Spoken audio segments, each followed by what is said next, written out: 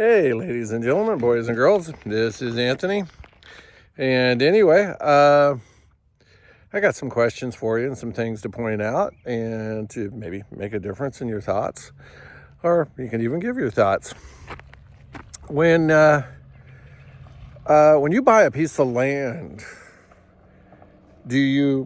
how much of it do you own? How far down? 2, 3 feet? 1 foot? How much of the land is it dropped straight down when you buy that property is actually yours? How much of the sky above it do you actually own? Even though the government, the FCC, drones can fly over and birds, you have no real control over that.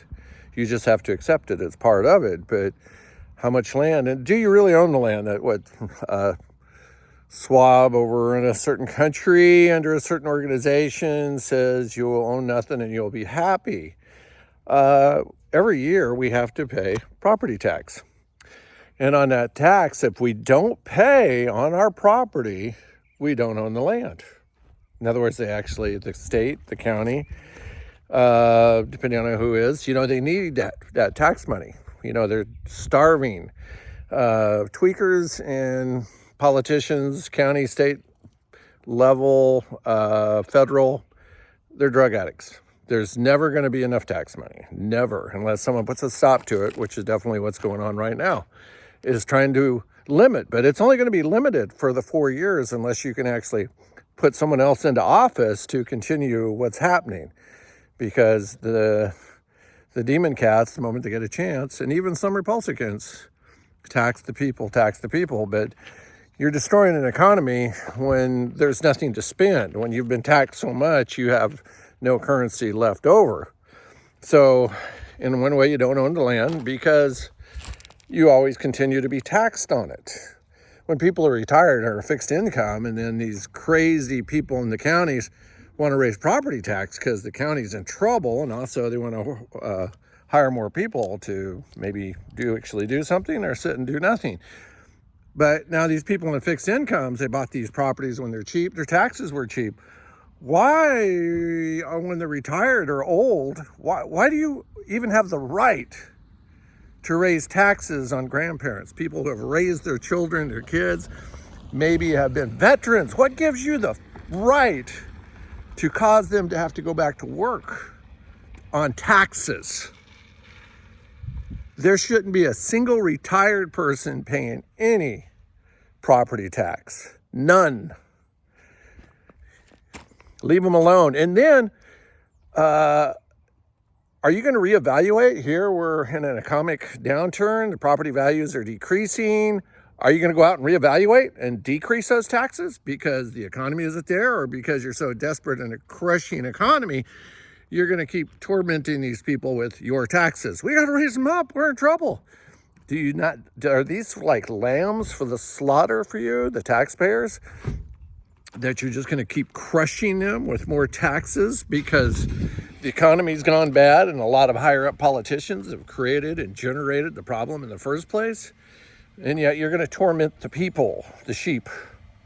Is that what we're there for? Or, do the vampires take the last drop of blood and then the victim's dead and we'll make no more blood?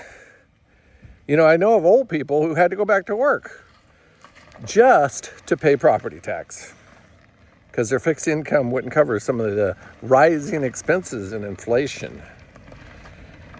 And yet it was government done. Inflation's a tax made by a government who didn't care for its people, which I love accountability myself.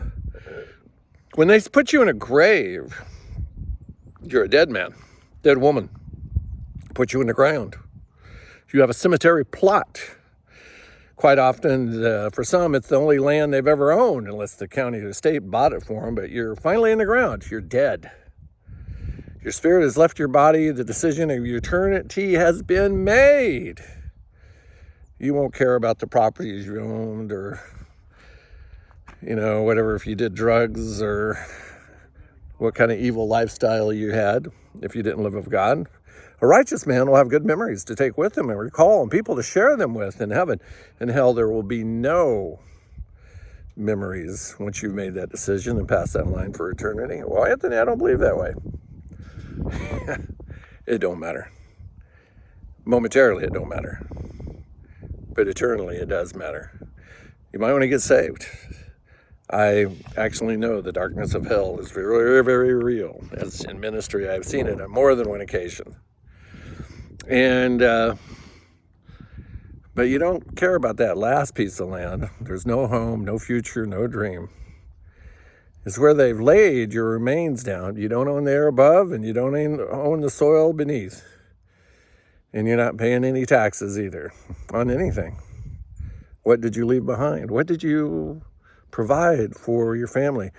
Were your kids and grandkids taught to be thankful and to appreciate? Were they able to have an education that they actually maybe raised themselves financially, economically above their parents, that they don't just piss away what the parents left them, but they actually can build upon it? You know, they're not some... I've been around in some places where lake homes were so high on their taxes that the kids had to sell or lose the home because they couldn't pay the taxes.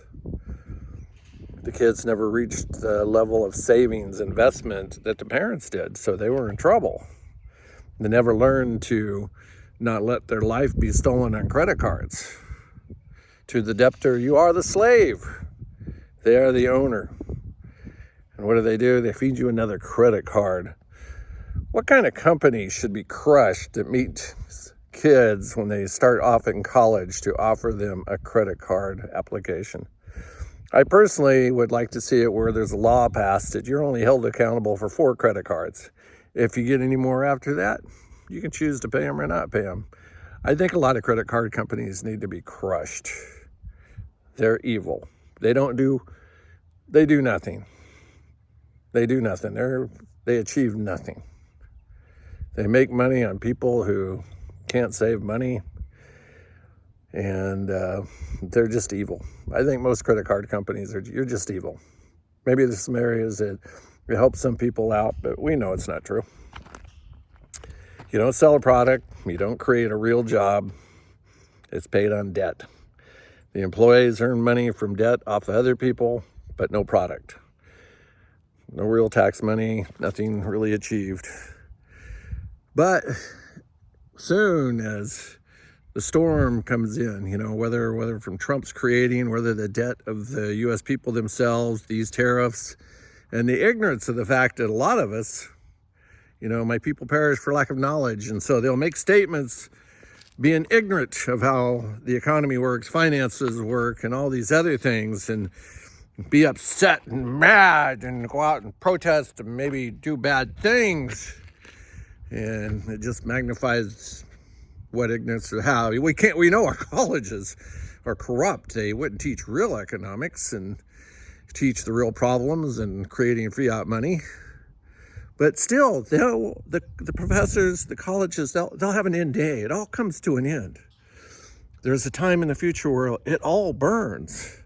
So from the point of being born as a child, hopefully you had parents, and you know, you get that opportunity.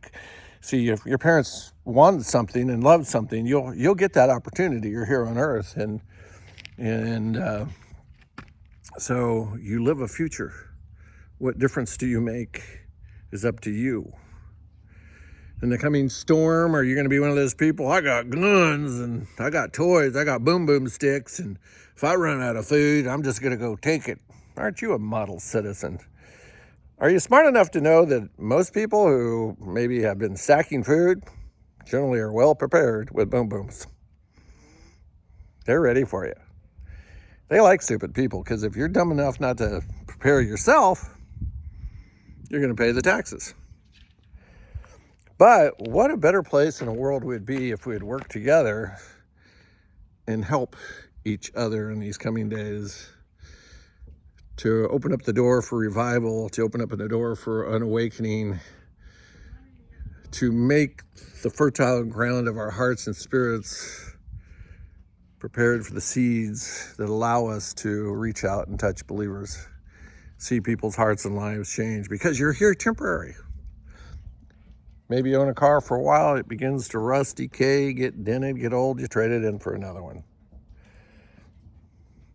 Nothing on this earth is eternal. to the Luciferian who sold out his soul or sold something he thought he could sell, but he really didn't. He just gave away your free will. To the father of lies. That's an interesting thing. So you're believing that hell is a great big party, beer, women, sex, orgy, and all these things. Man, what you get out of life really is low level. I mean, you are not much of a human, are you? Didn't love your daughter, love your son, teach them some skills, roast some marshmallows, make some chocolate chip cookies, enjoy your family that you had, enjoy your parents, enjoy the family and uncle family gatherings. It's really where it was at. The difference in people's hearts, inviting someone over to dinner, maybe taking a meal out to some homeless guy, or surprising some families and drop off some food when you know they're tight on money because he just lost his job. Those are memories. I was in the military and these guys would talk about, man, I got so wasted last weekend, and next weekend, oh, I got so wasted, next weekend I got so wasted. And I looked at them one day and they're like, what's the big deal? You got all wasted, partied, drunk. Now you don't have no money. What did you achieve? You got wasted the other 3 weekends. And here you are, begging, trying to find money to get some beer, I've seen guys drink a cough medicine to get drunk on. You achieved nothing. When you held out your hand, it was empty. You didn't make an investment in those around you, and you didn't make an investment in life. And you definitely didn't represent Christ. We're not perfect, but I definitely get to see a difference in mankind when I see their lives touched by Jesus. It's pretty awesome what a real born-again person, saved by grace, sanctified, and walking in the things of God, what they can become. Not all Christians do. A lot of them stay young and shallow. But when you meet someone in depth,